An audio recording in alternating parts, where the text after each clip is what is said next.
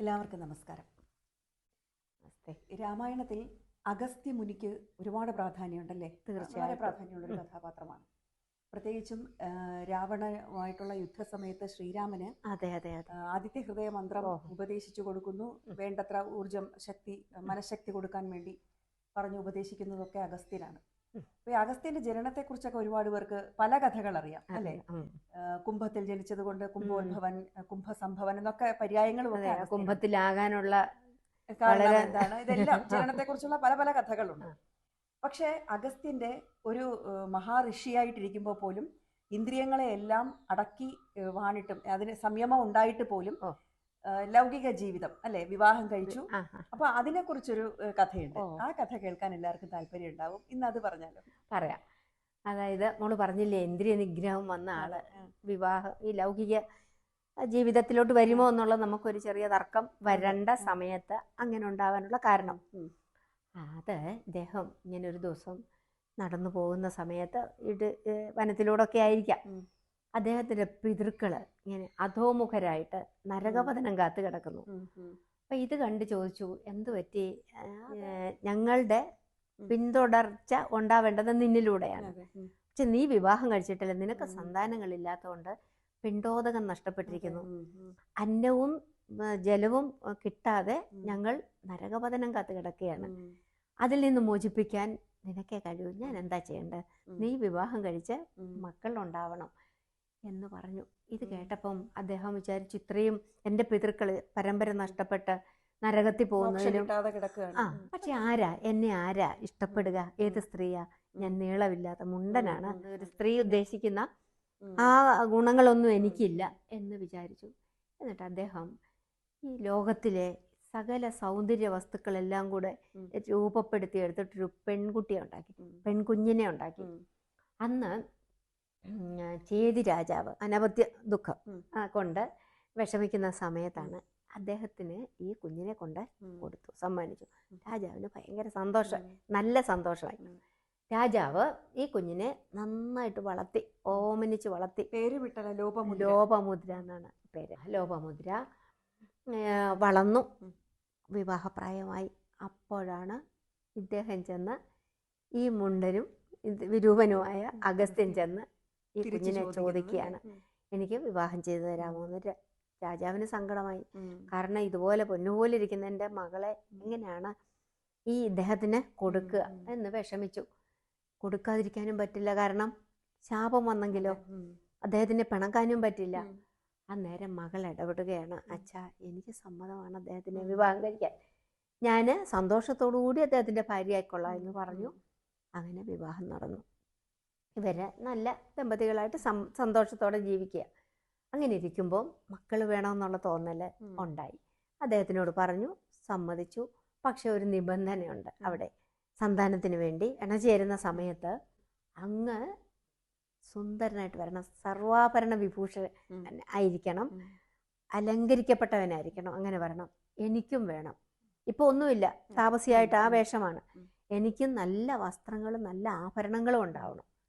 പക്ഷെ എവിടുന്ന് ഉണ്ടാക്കും? അദ്ദേഹത്തിന്റെ കയ്യിൽ ഒരു തൊട്ട് പോലും ഇല്ല. പിന്നെന്താ ചെയ്യുക? ഈ ആഗ്രഹം സാധിച്ചു കൊടുക്കുകയും വേണം.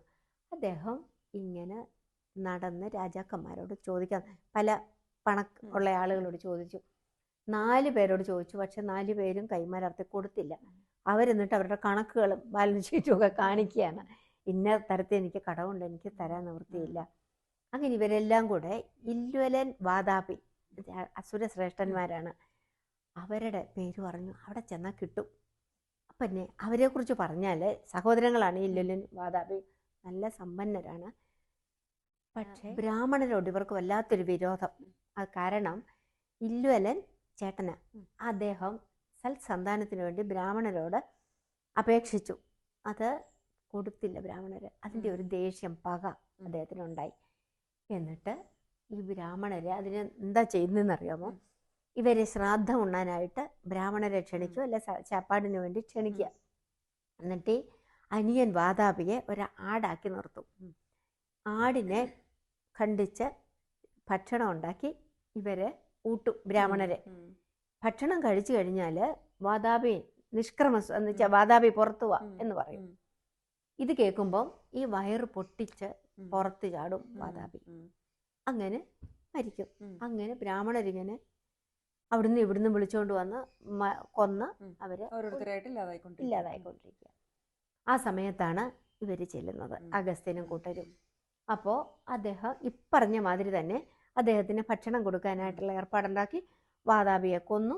വാതാപിയെ ഭക്ഷണം പാകം ചെയ്തു. എന്നിട്ട് അദ്ദേഹത്തിനെ ഊട്ടി. എന്നിട്ട് പതിവ് പോലെ വാതാപി നിഷ്ക്രമസ്വ എന്ന് പറഞ്ഞു. പക്ഷേ അദ്ദേഹം അതിന് മറുപടി പറഞ്ഞ് വാതാപി ദഹിച്ചു പോയല്ലോ, ജീർണോഭവ എന്ന് പറഞ്ഞു. അപ്പോൾ പേടിയായി ലോലന്. അദ്ദേഹം ഓടിച്ചെന്നു. വാതാപി തിരിച്ചു വന്നില്ല. അപ്പോൾ അദ്ദേഹം ഓടിച്ചെന്നു, ക്ഷമ ചോദിച്ചു, നമസ്കരിച്ചു, പിന്നെ കാര്യങ്ങളൊക്കെ ആവശ്യം പറഞ്ഞു. അദ്ദേഹം ഇഷ്ടം പോലെ ധനം കൊടുക്കുകയാണ്. എന്നിട്ട് അതിൻ്റെ ഇരട്ടി എല്ലാം സാധനങ്ങളും സർവ്വ സാധനങ്ങളും കൊടുത്തു. സ്വർണം കൊടുത്തു. അതിൻ്റെ ഈ ബ്രാഹ്മണർക്ക് കൊടുത്തതിൻ്റെ ഇരട്ടി അഗസ്ത്യ മുനിക്കും കൊടുത്തു. എന്നിട്ട് അതെല്ലാം സ്വീകരിച്ച് സന്തോഷത്തോടെ തിരിച്ചു പോന്നു. വാതാപി ഇല്ലാതാകുകയും ചെയ്തു.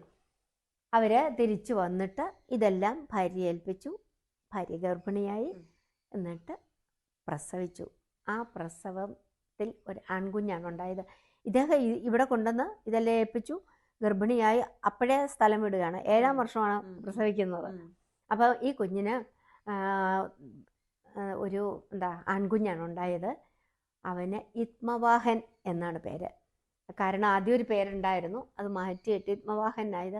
ഈ ഇവിടേക്ക് ആശ്രമത്തിലേക്ക് വേണ്ട വിറവ് കൊണ്ട് യത്മം കൊണ്ടിരുന്ന വഹിച്ചുകൊണ്ട് വരുന്നവൻ എന്നുള്ള അർത്ഥത്തിൽ അങ്ങനെ ഇദ്ദേഹത്തിന് ഈ കുഞ്ഞിനെ ലഭിച്ചു.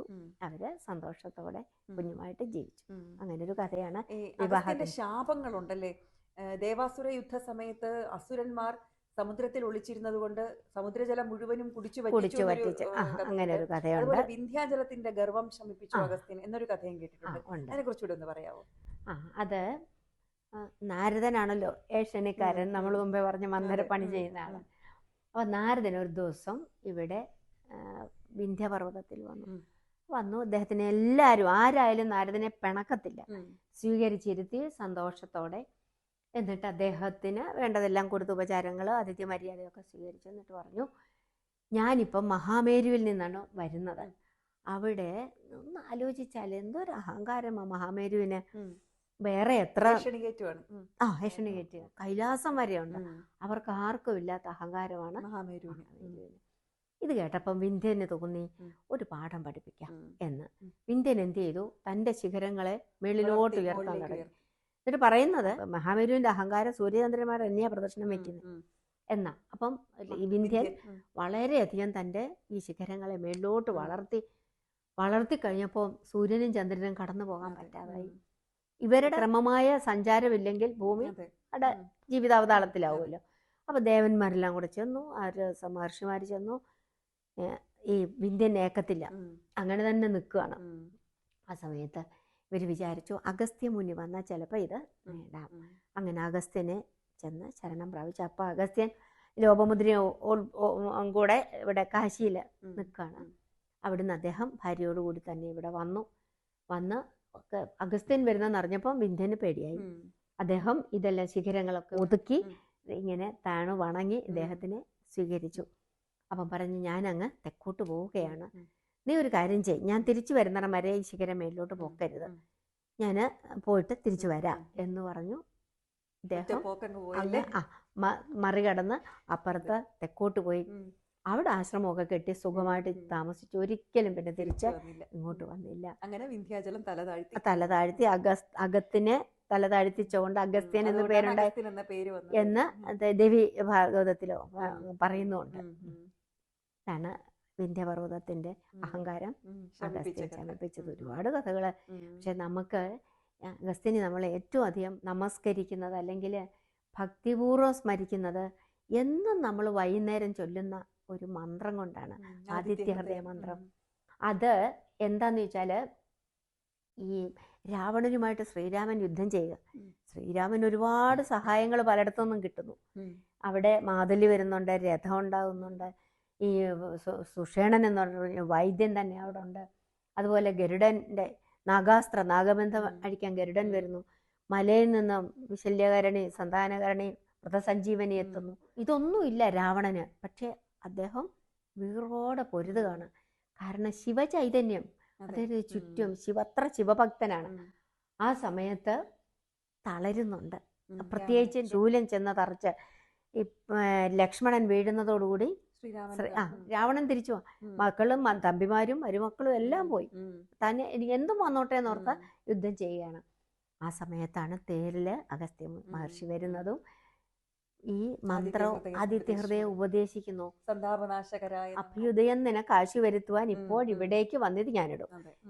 എന്തൊക്കെയാ ഇല്ലാതാക്കാൻ പോകുന്നത്? താപത്രയവും വിഷാദവും തീരും, ആപത്ത് മറ്റുള്ള അവയും അകന്നുപോകും, ശത്രുനാശം വരും, രോഗവിനാശനം, വർദ്ധിക്കും ആയുസ്, സൽകീർത്തി വർധനം, നിത്യം ആദിത്യഹൃദയമാ മന്ത്രം ഇതുത്തമം.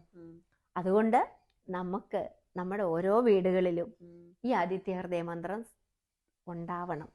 അതിന്റെ സ്ഥിരം ജപിക്കണം. അത് ഉറച്ചു ജപിക്കണം. സന്താപനാശയരായ നമോ നമ ഇങ്ങനെ ഉറച്ചു ജപിക്കുകയും ആ ശബ്ദം നമ്മുടെ മുറികളില് പ്രതിധ്വനിക്കുകയും ചെയ്യണം. ഇതൊന്നും ക്ഷേത്രങ്ങളിലല്ല സത്യത്തിൽ ചെയ്യേണ്ടത്. ക്ഷേത്രം നിശബ്ദതയുടെ സ്ഥലം കൂടെയാണ്. വീടാണ് നമ്മുടെ ക്ഷേത്രമാക്കി വെച്ചിട്ട് ദിവസവും ആദിത്യഹൃദയ മന്ത്രം മാനസിക ബലം അതെ പറയുന്നില്ലേ, എന്തെല്ലാമാ നമുക്ക് അതുകൊണ്ട് നേടാൻ പറ്റുന്നത്. എന്നിട്ട് പറയുന്ന മുഴുവൻ സൂര്യനെയാണ്. കാണപ്പെട്ട ദൈവം സൂര്യനാണ്. നമുക്ക് മഴ, വർഷം, ഋതുക്കൾ തരുന്നു. ദിവസം രാവും പകലും തരുന്നു.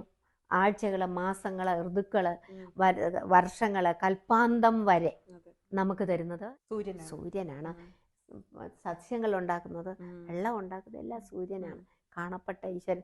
പഴങ്ങളില് മധുരം നിറയ്ക്കുന്നത് വരെ സൂര്യനാണ് പഴങ്ങൾ ഉണ്ടാക്കുന്നത്. ഈ കാണപ്പെട്ട ദൈവത്തിനെ നമുക്കും വണങ്ങാം. ടീച്ചർ പറഞ്ഞതുപോലെ സൂര്യന്റെ മാഹാത്മ്യം നമ്മൾ അഗസ്ത്യ മുനിയുമായി ചേർത്ത് വായിക്കേണ്ടതാണ്.